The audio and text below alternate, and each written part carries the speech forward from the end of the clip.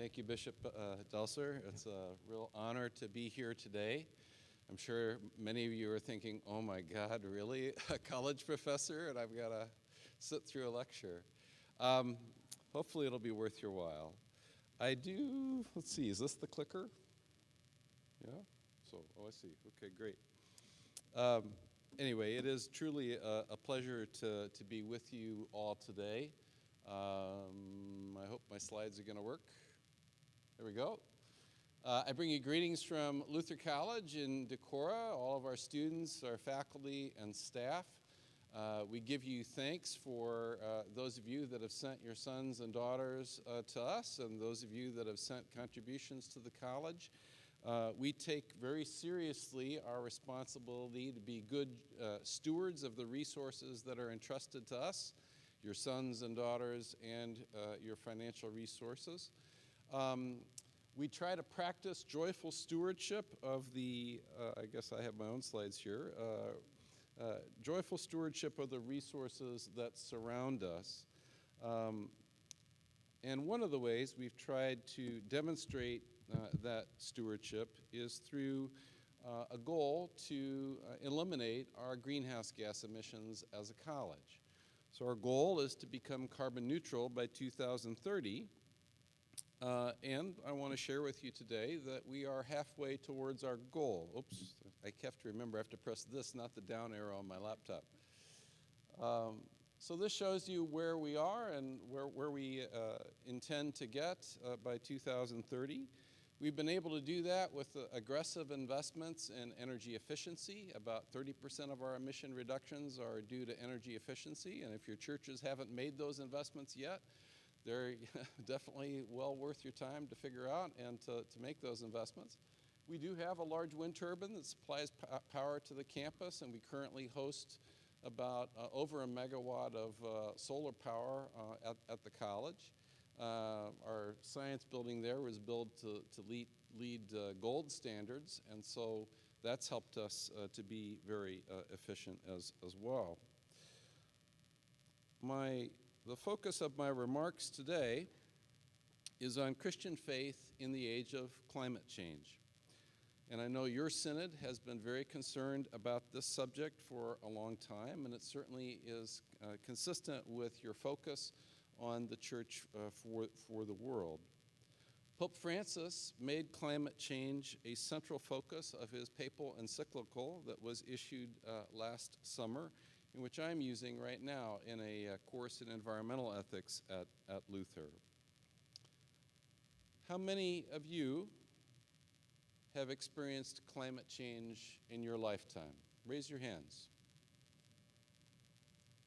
How many of you are from Rushford? I would expect those hands to have been up. Certainly, I can testify to it in my own life. In 2008, a year after the Rushford flooding, we got about 8 inches in the upper Iowa watershed, and that all raced through our little valley down in Decorah.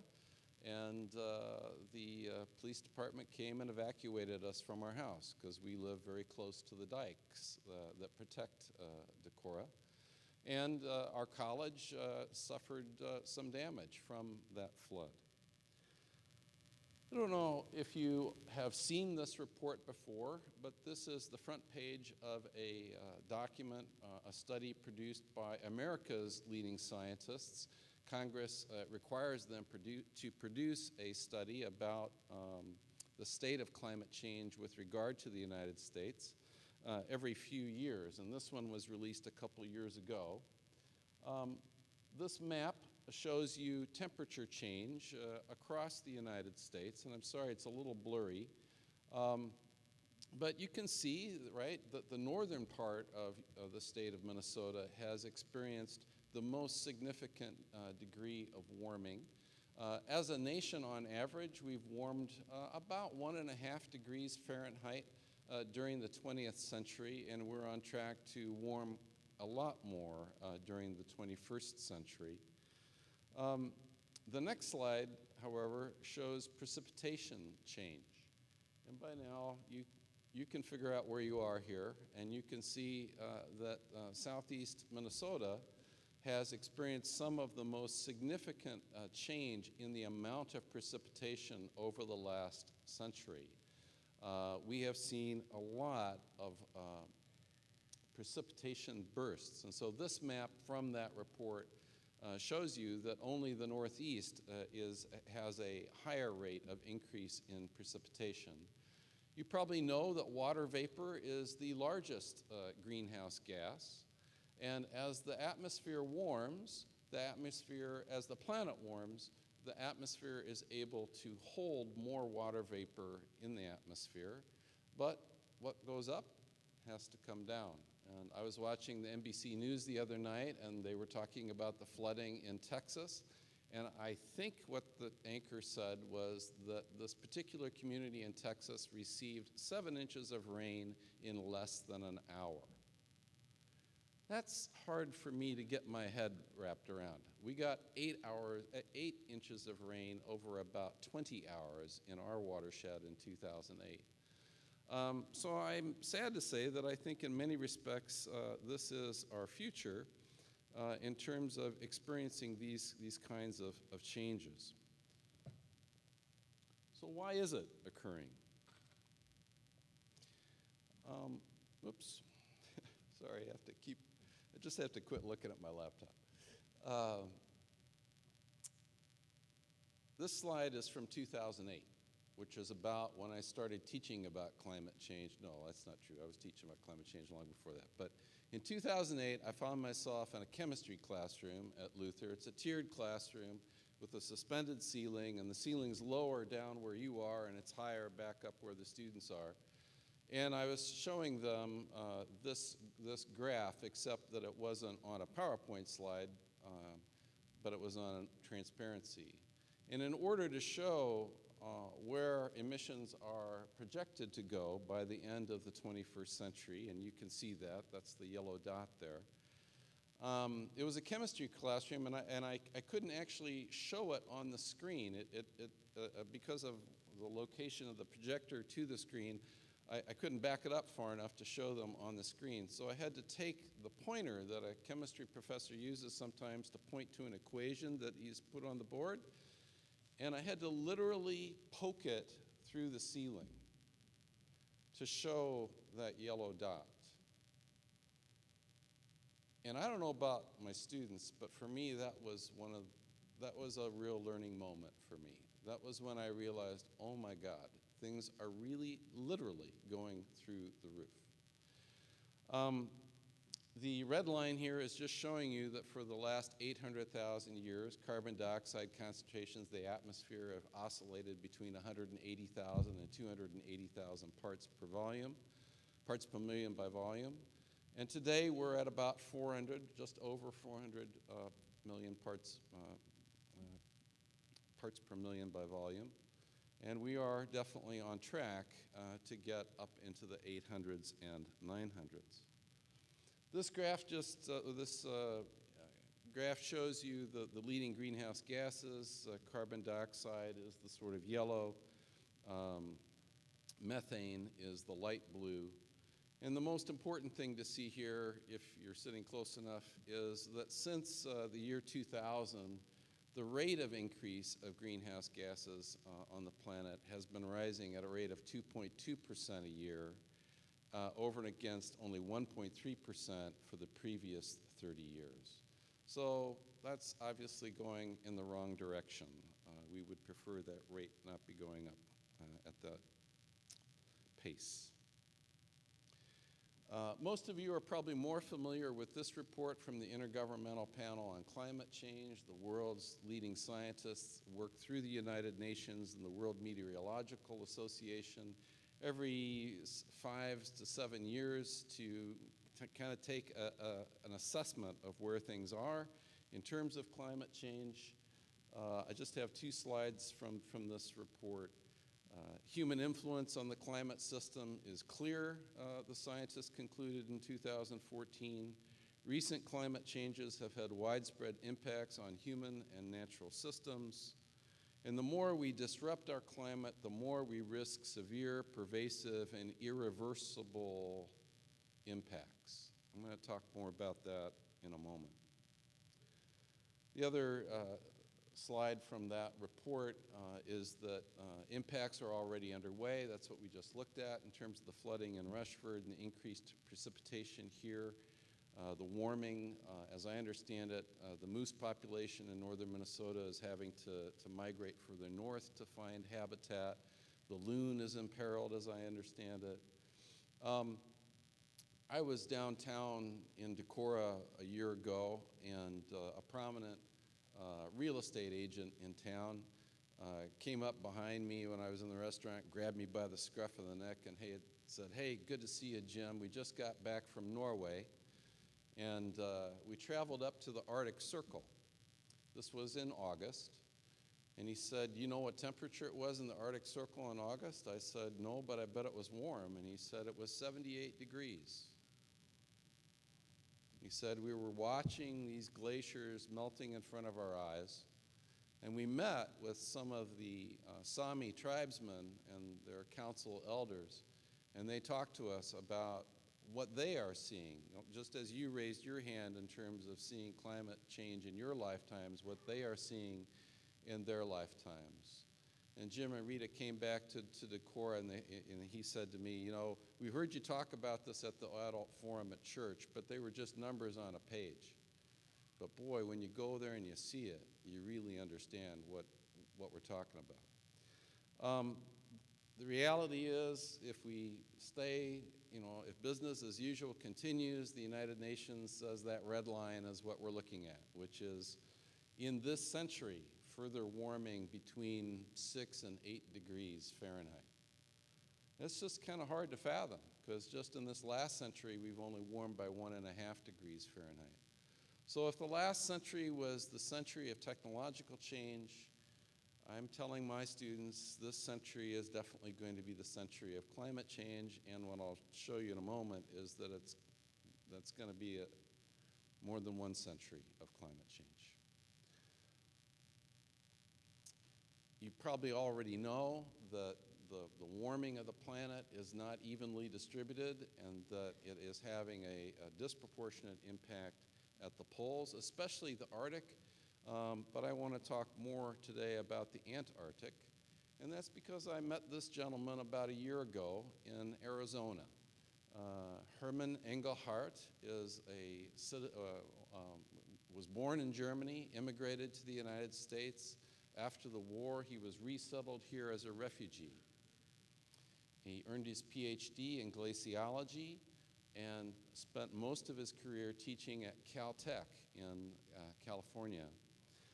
He led several expeditions to Antarctica, to the South Pole, to drill ice cores. That's what that lower image is on the lower left there, is a canister holding an ice core that's been drilled through miles.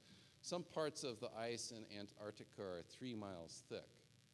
And why were they doing that? Well, they were doing it to try to understand the relationship between carbon dioxide concentrations and global temperature. And while I realize probably only those closer in the room can fully see this, hopefully you can see the red line is temperature and the blue line is carbon dioxide concentrations. And it's because of the work that Hermann and his team and other teams did that we now understand that as carbon dioxide increases, so too does temperature. And notice that these changes can happen very rapidly. So you can see, right, that blue star at the top, just like we saw with the yellow dot, is way out of the ordinary over the last 800,000 years. Human civilization is only 10,000 years old.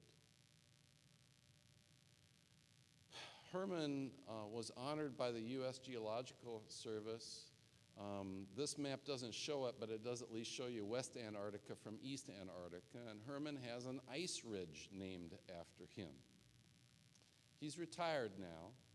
He flew out to Arizona from his retirement home and with his granddaughter, his daughter and granddaughter in Maryland, because he saw that I was teaching something about earth ethics at this retreat center in Arizona. He is very worried about the fact that Antarctica is warming. and it's warming pretty rapidly, especially West Antarctica, which is the portion that's in red here. The rest of it is more land-based. Here the ice is sitting on top of the ocean in large measure.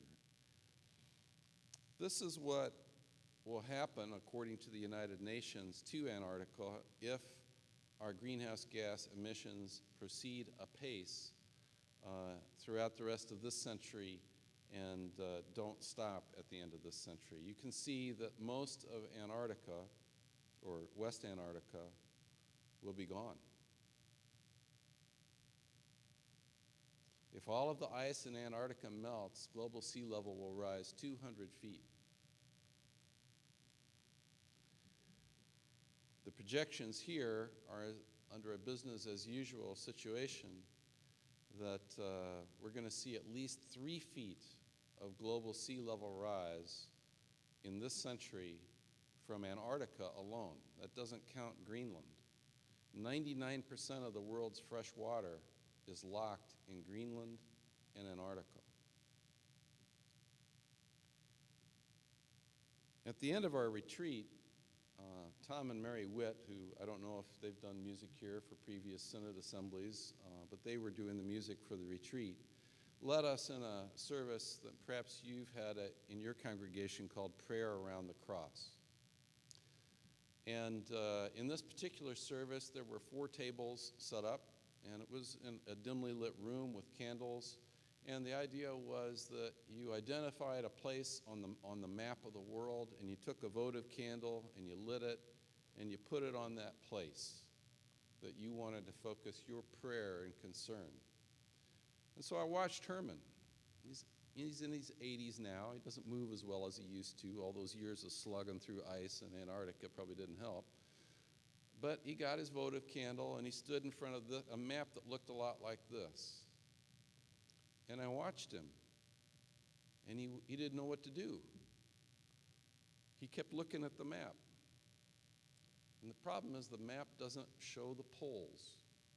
And Herman wanted to put his candle on Antarctica. And the map doesn't show Antarctica. So, being the good scientist, he knew his latitudes and longitudes. And sure enough, when I went up there to put down my candle, he had put his right on the edge of the table, exactly where he knew Antarctica would be.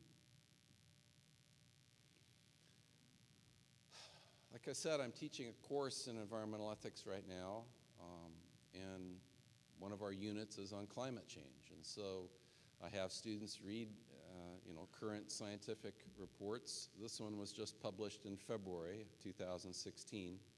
And I'll read the highlights here for you. It's more sobering news. Nature, so the journal Nature is one of the world's preeminent journals and is America's leading scientific journal with regard to the environmental sciences. Nature Climate Change is a portion of that journal. Anyway, in this study, the first finding was 20 to 50% of the airborne fraction of anthropogenic CO2 released within the next 100 years remains in the atmosphere at the year 3000. Not at the year 2100, but at the year 3000. I drove here. I'm going to drive home. My car gets about 30 miles to the gallon. It's a Camry. It's about 150 miles back and forth from Decorah to Rochester. That's 5 gallons. 5 gallons, you drive 5 gallons of fuel, it's about 22.5 pounds of CO2 per gallon. So on this trip, I'm going to put 110 pounds of carbon dioxide into the atmosphere. What this is telling me is that in the year 3000, no less than 20% of that 110 pounds will still be in the atmosphere, and more likely 50%. My guess is you're just like me. You probably drove here. There isn't a whole lot of mass transit in southeast Minnesota. None of us are really bad people. We are saints and sinners. At the end of the day, this is a wicked problem. These greenhouse gases, none of us wants to do this to the planet. None of us wants to do this to future generations. But it is simply a fact that the way we live our lives has this kind of impact. And what this report is telling us is the impact is really long-lasting. That 100% of the sea level rise from any given emission scenario is going to remain for 10,000 years. Some of you probably saw in the New York Times earlier this week, I think it was this week, that now the federal government is relocating some members of a Native American tribe that live off the coast of Louisiana because they simply can't live there anymore. 90% of the landmass they have lived on is underwater because of the amount of sea level rise that has been taking place in the last few decades. And what the scientists in this report are emphasizing is that the next few decades offer a brief window of opportunity to minimize large-scale and potentially catastrophic climate change that will extend longer than the entire history of human civilization. That's their words, not mine.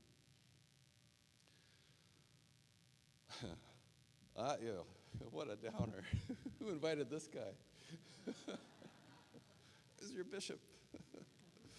I gave a talk like this for the Root River Conference of Pastors, and Bishop Delzer was there and graciously invited me to come.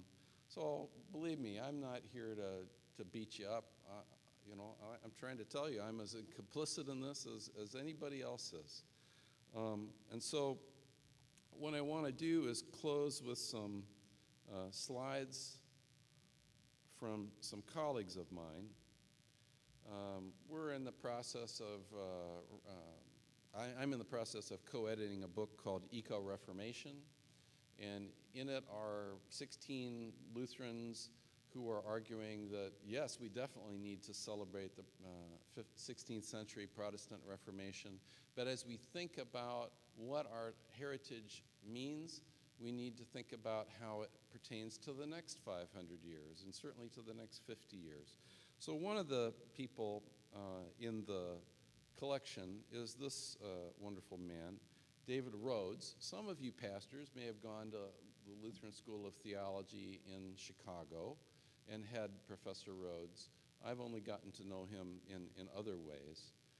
But I love this line from him. He says, "Fear, guilt, shame, anger, grief are all appropriate signals in a warning system that alerts us that something is very wrong, but they are not adequate. They are not going to be able to sustain us as Christians trying to grapple with this world of rapid climate change. David says, what can sustain us is the presence of the Spirit of God in, with, and under all of life, the very grace present in Jesus Christ, now to be discerned everywhere. Our justification by grace through faith empowers us, enables us to respond to a changing climate. Another voice in this volume comes from my good friend Cynthia Molabita. I don't know if you've had a chance to read her work or hear her speak. She's a wonderful, inspiring speaker. She now teaches at our seminary at Pacific Lutheran Theological Seminary in Berkeley. She says multiple streams of Christianity from its earliest centuries have affirmed the mysterium tremendum, that is, the awesome mystery that God, the source of all life itself, the one who is saving and has saved, abides within human beings and within the entirety of creation. If Christ indwells the earth, then our hope and power for the work of love will also be fed by God within the created world. That's one of the things I'll talk about tomorrow in my workshop on why Lutherans care for creation. I'm going to start with a series of quotations from Martin Luther that demonstrate his deep and abiding love and appreciation for nature and his belief that God indwells creation, that God is with us, that we can find wisdom and guidance from God. The penultimate voice I want to lift up is from one of my students in my environmental ethics class. This is Billy Jide. He's from Minnesota. I can't remember where, somewhere north of here. I wish he was a Lutheran. He's a wonderful young man in the United Church, Congregational Churches of Christ. And after we discussed that article from Nature, climate change in class, there was this, like you, frankly, the air kind of went out of the room. And the heads were down, and you could feel the cloud of despair sort of settling in. And Billy said, in situations like this, we have to protect our hope. And he's absolutely right. I teach a course on Dietrich Bonhoeffer, and Bonhoeffer distinguished between cheap grace and costly grace. I talk about cheap despair with my students. Despair is cheap because it enables you to do nothing. And when you do nothing, the status quo prevails. And guess what? I benefit from the status quo. Rich, white, male, North American. Easy for me to be despondent. And in my opinion, totally irresponsible. Hope is a choice. Faith is hearing the melody of the future. And nope, that's not right. Yes? Faith is hearing the melody of the future, and hope is having the courage to dance to that melody. Martin Luther King said, "The arc of the universe bends towards justice." Those of you that remember your college physics class know that isn't what they taught you in physics. They taught you that the arc of the universe bends towards entropy. Martin Luther King had a claim: the arc of the universe bends towards justice. We have a claim that God is with us, that God loves us, that God cares about us, and God cares about all of what God has made, this whole world. For God so loved the world that he gave his only begotten Son, that all may be saved and have eternal life. For God so loved the world, not just us. And so we have to cling to that hope that somehow, through our faith, through our earnest and honest and faithful attempts, we can grapple with climate change as best we can. My last quote is from my hero in Lutheran theology, Dietrich Bonhoeffer. Bonhoeffer said, "It's only by living completely in this world that one learns to have faith. By this worldliness, I mean living unreservedly in life's duties, problems, successes, and failures, experiences, and perplexities. In so doing, we throw ourselves completely into the arms of God." Thank you.